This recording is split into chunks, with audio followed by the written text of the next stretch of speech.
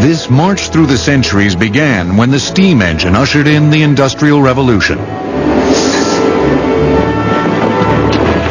It freed mankind from total dependence on primary sources of power, like wind, water, and muscle.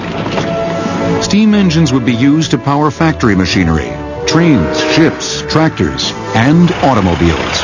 Before steam, mostly we used animals as our mode of transportation. When steam came along, of course, we could move more material faster and more reliably than we could, of course, with animals. And so that was a big transformation. People became less tied to being in small cities. They could live out in the farm and still be connected, if you will, to the cities. In a steam piston engine, steam enters one end of a cylinder and pushes a piston back. Then it enters the other end, pushing it the other way. The steam comes from a boiler, a metal water container that is heated, usually by burning fuels like wood, coal, oil, or natural gas.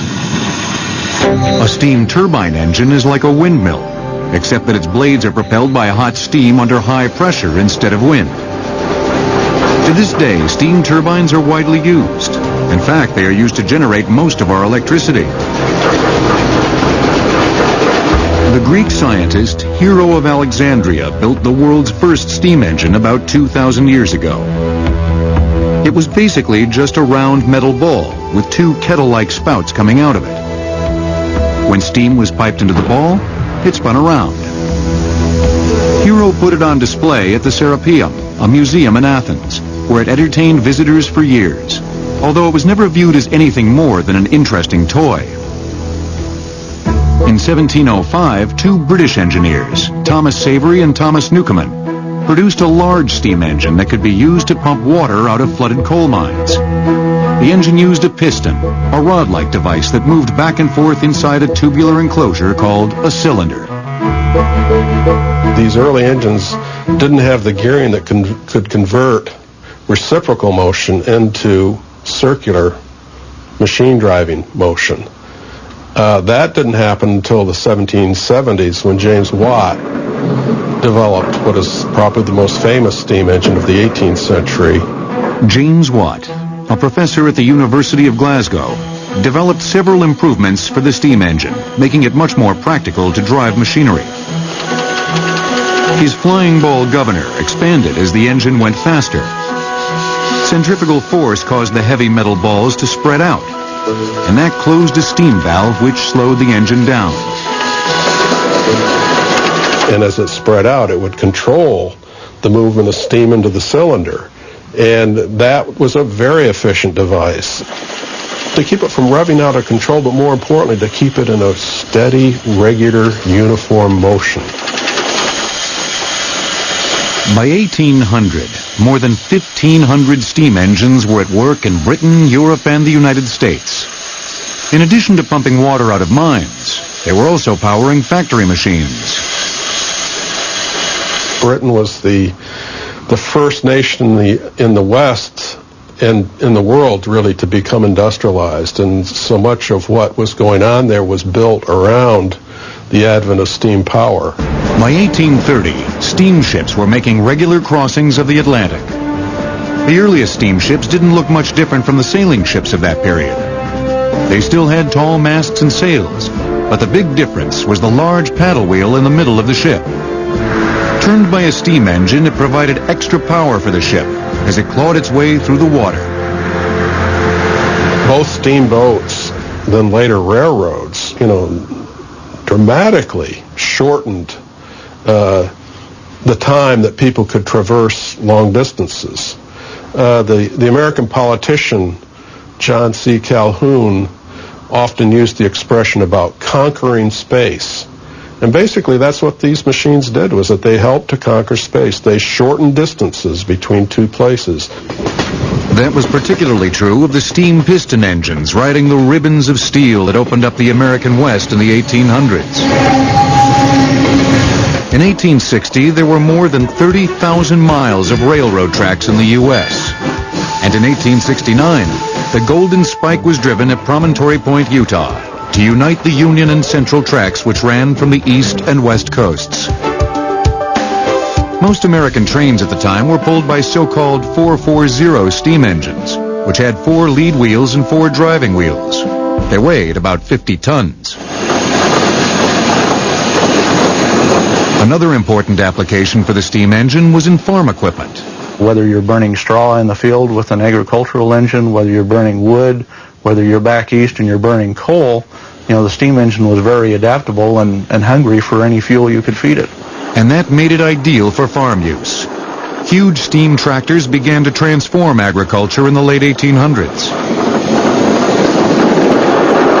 That was an era when terms like behemoth, Leviathan, some of those terms were very commonly used. Some of these engines, weighed up 10, 20 tons. Huge. In the mid-1800s, an American, George Corliss, developed the most important new steam engine invention since James Watt. His new governor system allowed the engine to run more steadily, making it ideal for use in textile mills.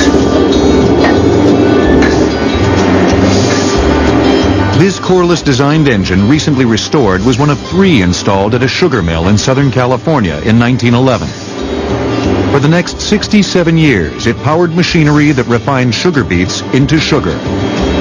They had steam readily available to cook and clean the beets, power all the machinery. It powered a generator in that factory, so they had the lights and the power for everything else, and the motive power to run the centrifuge to run the sugar out of the beet pulp. So, very efficient system. The steam engine just did it all. The huge flywheel weighs 19,000 pounds, and the entire engine weighs 90,000 pounds. The 300 horsepower engine was in service until 1978, when the Holly Sugar Mill in Santa Ana was torn down. A completely new kind of steam engine, one that had no pistons, was pioneered in the late 1800s by 2 engineers, Charles Parsons of Britain and Carl de Laval of Sweden. And it's the only type of steam engine that is still in wide use today.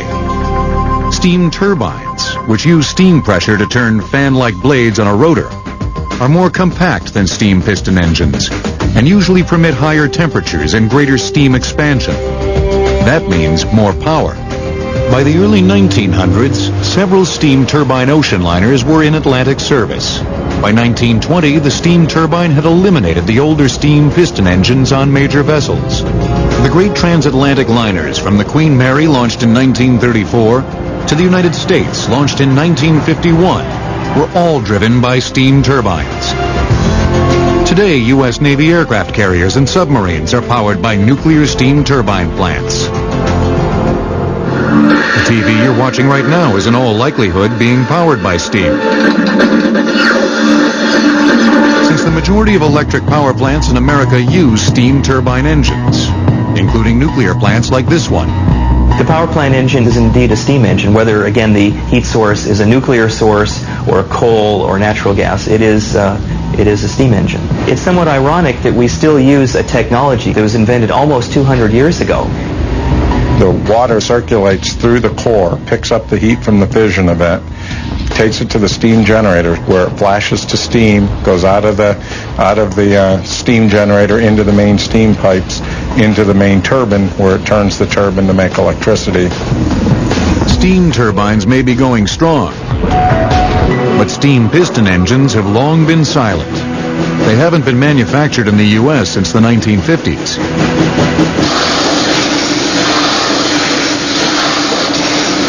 But the sound of the steam piston is all around at the Antique Engine Museum in Vista, California, near San Diego, where they have dozens of working steam engines.